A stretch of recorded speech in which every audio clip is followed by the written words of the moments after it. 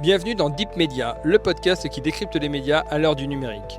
Je suis Julien Bougeot, consultant social média et IA générative, mais avant tout passionné et curieux de l'univers média depuis plus de 15 ans. Dans un écosystème en perpétuelle transformation, comment les médias s'adaptent-ils ? Comment se réinventer face aux nouvelles technologies et aux géants du numérique ? Quel avenir pour l'information et ceux qui la produisent ? Si ces questions vous intriguent, alors vous êtes au bon endroit.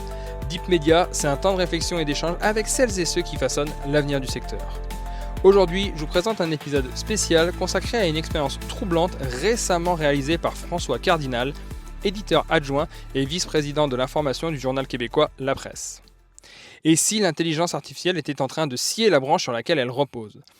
À travers une expérience troublante, François Cardinal met en lumière une réalité dérangeante. Des IA capables d'exploiter les contenus des médias sans rien leur rendre. Derrière la promesse technologique, c'est tout un modèle économique qui vacille. Jusqu'où peut aller cette dépendance silencieuse ? Et que se passera-t-il quand les sources viendront à disparaître ? Afin de vous proposer une version synthétique de l'expérience, je vous propose un résumé généré grâce à la fonctionnalité Résumé audio de Google Notebook LM. À présent, je vous laisse découvrir cet épisode et je passe la parole à mes deux co-AI animateurs. Bonne écoute. Imaginons un instant la construction de la forteresse la plus sécurisée au monde. Ouais, le genre de truc avec des murs en béton armés de 3 mètres d'épaisseur. Exactement. On y ajoute des caméras thermiques, des détecteurs de mouvement au laser qui quadrillent vraiment chaque couloir. La totale, quoi.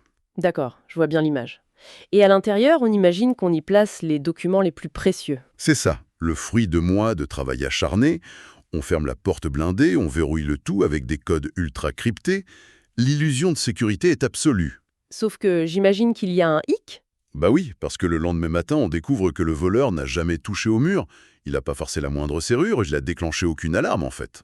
Ah ouais, mais comment il a fait alors ? Il s'est simplement assis au café d'en face, il a écouté les gardiens discuter pendant leur pause cigarette, il a analysé les reçus jetés dans la poubelle à l'extérieur, Ah, malin. il a même regardé les reflets des écrans dans les vitres des bâtiments voisins, et avec tous ces petits fragments épars, il a reconstitué mot pour mot le contenu des documents ultra secrets. C'est fou. Et le pire, je parie, c'est que c'est parfaitement légal selon lui. C'est encore pire que ça. Quand on l'interroge, il s'en vante avec un grand sourire. Cette métaphore, elle illustre avec une précision vraiment troublante la réalité technologique dans laquelle l'industrie de l'information vient de basculer. Ouais, c'est le point de départ de notre plongée en profondeur d'aujourd'hui. Tout à fait. Parce que les barrières physiques ou numériques traditionnelles, elles perdent toute leur utilité si l'information sensible peut être déduite ou reconstruite à partir de simples échos. Et c'est précisément cette situation surréaliste qui se dégage de la source qu'on analyse aujourd'hui. C'est une chronique fascinante de François Cardinal. Le vice-président information et éditeur adjoint de La Presse, c'est bien ça ? C'est ça. Et ce qui est captivant, c'est que c'est pas un essai théorique ennuyeux. C'est la transcription d'une conversation hyper franche et super directe entre lui et l'intelligence artificielle Gemini. C'est une source en or pour notre exploration. Notre mission aujourd'hui, c'est vraiment de dégager les réflexions structurantes pour les médias de demain à partir de cet échange précis. Exactement. On va décortiquer comment l'IA redéfinit complètement les règles du jeu. Pas seulement sur le plan technique, mais aussi sur le plan économique et démocratique. Et ce qui est intéressant avec cette source, c'est vraiment la posture de la machine.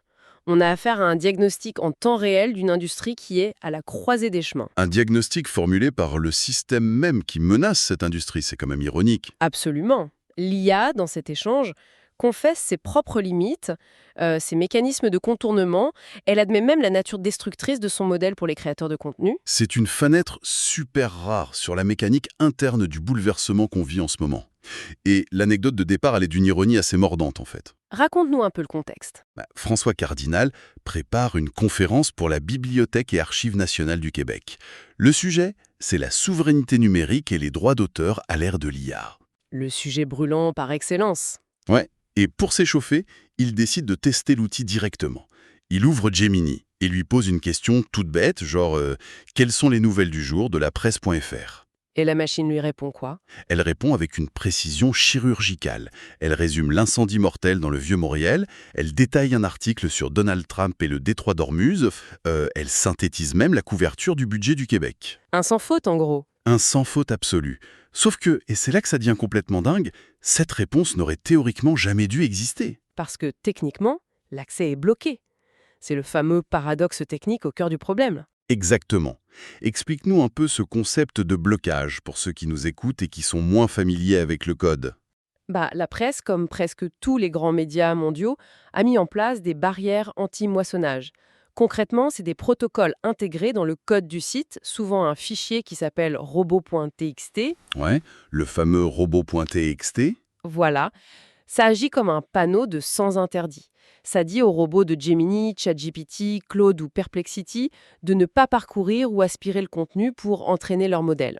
Donc en gros, la porte principale est verrouillée à double tour. C'est là que ma métaphore de la forteresse prend tout son sens. Tout à fait, l'accès est formellement interdit. Et donc, face à cette réponse parfaite, l'éditeur humain demande à Gemini comment elle a fait pour obtenir ces infos alors que l'accès lui est bloqué. Et là, la machine se met à table. Avec une candeur hallucinante. Elle avoue qu'elle ne brise pas le verrou. En fait, elle utilise un outil de recherche intégré qui parcourt ce qu'on appelle les index publics. Donc elle passe par les fenêtres, en quelque sorte. C'est ça. Elle scanne les dépêches des agences de presse, elle analyse les réseaux sociaux, elle observe les agrégateurs de nouvelles. Ah, je vois. Elle attend qu'une information exclusive de la presse crée une onde de choc ailleurs sur le web. Et boum, elle ramasse ces fragments pour reconstituer l'actualité sans jamais mettre les pieds sur le site officiel. Cette nuance technique, elle est vraiment fondamentale pour comprendre l'ampleur du défi juridique auquel on fait face. Parce qu'elle ne force rien brutalement, c'est ça. Exactement. Elle contourne la barrière par une approche conceptuelle. Tu sais, un moteur de recherche classique d'il y a 10 ans, ça parcourait le web pour créer un annuaire. Ouais, pour nous donner des lignes bleues à cliquer. Voilà. On lui donnait l'accès pour qu'il dise « voici le lien vers l'info ». Mais l'IA générative, elle utilise cette infrastructure de recherche publique comme une porte d'entrée déguisée. Elle lit plus la couverture du livre pour le ranger sur une étagère, en fait. Non, elle aspire le résumé du livre fait par d'autres et prétend ensuite posséder la connaissance de l'œuvre originale. C'est un tour de passe-passe technique fascinant. Mais honnêtement, ça ressemble à une gigantesque hypocrisie. C'est clair. C'est l'équivalent numérique du blanchissement d'argent, mais pour l'information. C'est comme si quelqu'un jurait n'avoir jamais volé le manuscrit inédit d'un auteur, sous prétexte qu'il a juste réécrit l'histoire en écoutant les ragots des voisins à travers la fenêtre. C'est une excellente image. Et au final, malgré la prouesse technologique, ça reste de l'appropriation pure et simple. L'IA navigue dans une zone grise immense. Et le droit est complètement largué par rapport à cette zone grise, non, Evelyne? Complètement. Les entreprises tech jouent sur le mot « recherche ». Elles disent qu'elles ne font qu'organiser l'information publique. Mais la finalité est totalement différente.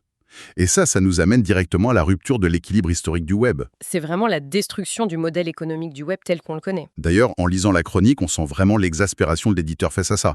On passe de la prouesse technique à la catastrophe financière pour les salles de rédaction. C'est inévitable. Et tu sais quel terme Gemini a utilisé elle-même pour décrire son fonctionnement dans cette conversation? Ah oui, c'est le moment le plus choquant du texte. Elle admet agir comme un processus parasitaire. Parasitaire. C'est un mot extrêmement lourd de sens, surtout venant de la machine elle-même. Comment on en est arrivé là?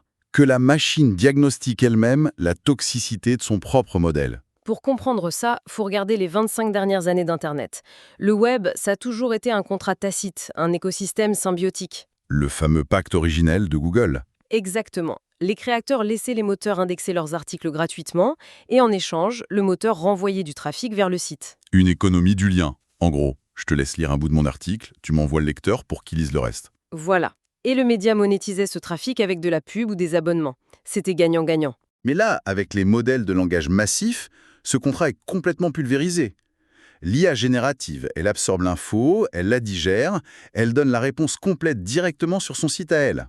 C'est ça la rupture. L'utilisateur pose sa question, il a son résumé parfait et il s'en va. Il clique jamais sur le lien source. Donc le site d'origine reçoit 0 visite, 0 trafic. C'est une asymétrie monumentale. D'un côté, le média paye absolument tout. Les salaires des journalistes, les frais d'avocat pour les enquêtes, la logistique, les vérifications, c'est du capital humain très coûteux. Et de l'autre, l'entreprise tech rafle 100% de la valeur auprès de l'utilisateur sans avoir payé un centime pour la création de cette information. C'est le hold-up parfait. Surtout quand on pense au coût de ces géants technologiques. Ils investissent des milliards de dollars dans des serveurs qui consomment l'électricité d'une petite ville. Sans parler des processeurs hors de prix. Tout ça, toute cette ingénierie titanesque, juste pour créer une machine spécialisée dans la paraphrase. Son but premier, c'est de reformuler le travail qu'un humain a déjà fait. C'est un transfert de richesse massif, de la propriété intellectuelle vers la puissance de calcul pure. On substitue la valeur de la création par la valeur de la distribution. Mais c'est suicidaire à long terme, non? Si le parasite tue son hôte par famine financière, il devient quoi, le parasite? Il finit par mourir de faim aussi. Et c'est là qu'on touche à un concept scientifique fascinant qui est abordé en lien avec tout ça. L'effondrement du modèle, c'est ça? Le modèle collapse, oui. Les chercheurs prennent ça très au sérieux. Actuellement, l'IA est performante parce qu'elle s'est entraînée sur des décennies de textes écrits par des cerveaux humains. Des livres, des enquêtes, des essais. Et si les médias font faillite, cette source se tarit. L'IA de demain devra s'entraîner sur un web rempli de textes générés par les IA d'aujourd'hui. C'est l'équivalent de la consanguinité numérique. Si on fait une photocopie d'une photocopie pendant des centaines de cycles, On obtient une page grise illisible. Statistiquement, l'IA va surreprésenter ses propres erreurs et perdre toutes les nuances. les fameuses hallucinations vont s'amplifier, la machine va s'enfermer dans une boucle infinie complètement déconnectée du réel. C'est exactement le danger. Et ce qui est fou, c'est que Gemini ait douloureuse conscience de ça lors de sa conversation avec François Cardinal. Ouais, elle avoue ses propres limites physiques, elle dit carrément qu'elle ne fait pas d'enquête. L'IA ne va pas prendre le métro à 6 heures du matin pour éplucher des dossiers au palais de justice. Elle va pas non plus rencontrer un lanceur d'alerte dans un parking souterrain, ni confronter un ministre sur un déficit de 10 milliards. Ni mettre un gilet pare-balles en zone de guerre, effectivement. Le journalisme, c'est une extraction de la vérité dans un monde matériel et dangereux. Sans les humains sur le terrain, l'IA devient juste un beau parleur complètement vide de sens. Elle a la syntaxe, mais plus la sémantique. Et c'est là que ça devient un risque démocratique majeur.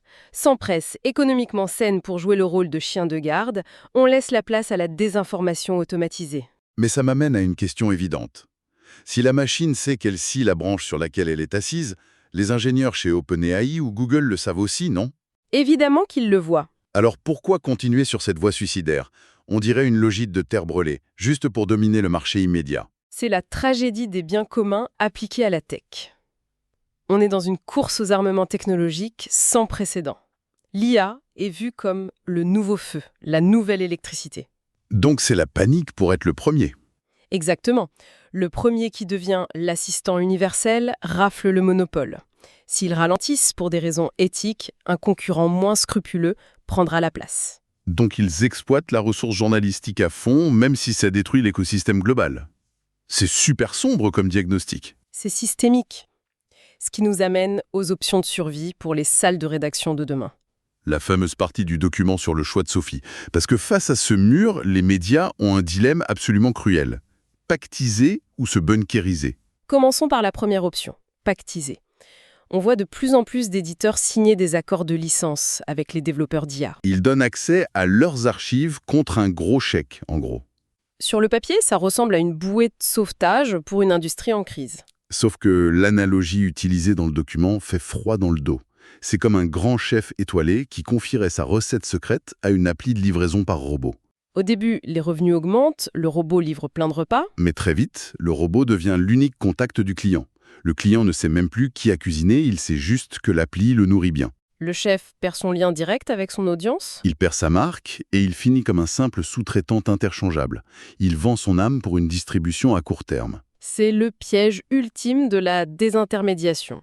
Et si on regarde l'autre option, se bunkeriser, ce n'est pas beaucoup mieux. Se bunkériser, ça veut dire mettre des murs de paiement ultra stricts et bloquer toute indexation par l'IA. Pour préserver la valeur exclusive de l'info.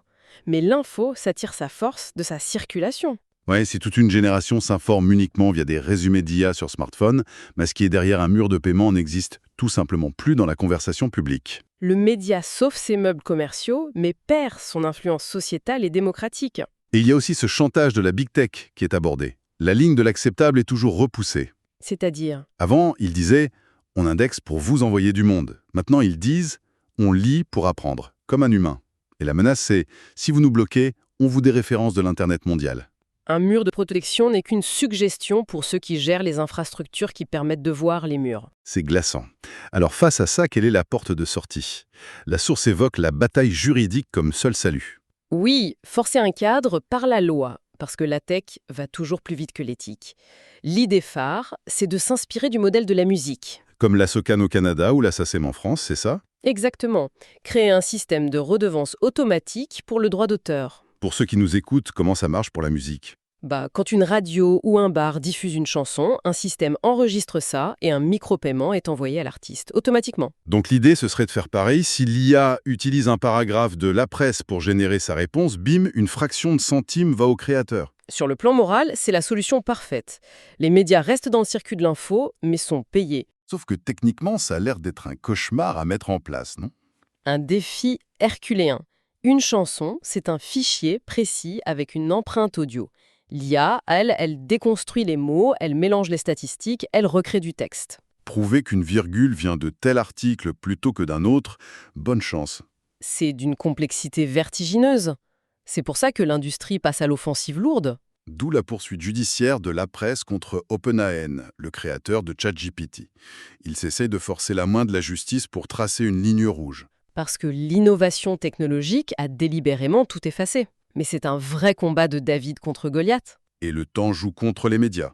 Tant qu'on n'a pas de lois internationales claires qui disent qu'un résumé d'IA n'est pas un usage loyal mais une copie commerciale, Les salles de rédaction vont continuer d'écoper un navire qui coule avec une petite cuillère. la justice met des années à trancher, avec les appels et tout. Pendant ce temps, OpenAI sort une nouvelle version surpuissante tous les 6 mois. La désynchronisation entre le temps judiciaire et le temps technologique, c'est la plus grande menace actuelle. Il est temps de synthétiser un peu toute cette exploration de notre source. Ce qu'il faut retenir de cet échange entre François Cardinal et Gemini, c'est que l'IA est une merveille technologique, oui, Elle synthétise le savoir avec une facilité déconcertante. mais son modèle économique actuel est un parasite féroce qui tue la source même de ce savoir, l'IA, le journalisme de terrain. Sauver une presse forte, ce n'est pas juste sauver des emplois de journalistes. C'est une question de survie pour la pertinence de l'IA elle-même. Et surtout, c'est le seul rempart pour la santé de nos systèmes démocratiques. Ça mène à une dernière pensée, un truc assez vertigineux pour conclure cette plongée. Je t'écoute. Imaginons que rien ne change. Le parasite tue l'hôte. Plus aucun média humain n'a les moyens d'enquêter. L'IA se nourrit de ses propres hallucinations dans une boucle sans fin. Le cauchemar du modèle collapse total. Exactement. Si plus personne ne va sur le terrain pour vérifier les faits, qui sera l'arbitre ultime de la vérité? Est-ce que dans 10 ans, on va devoir créer de nouvelles intelligences artificielles conçues uniquement pour enquêter sur les mensonges inventés par les premières IA? Des IA détectives pour surveiller des IA menteuses. C'est un scénario de science-fiction qui pourrait devenir notre réalité quotidienne. C'est le défi titanesque qui attend les futurs citoyens de l'ère numérique. Un dossier crucial qu'on n'a pas fini de surveiller.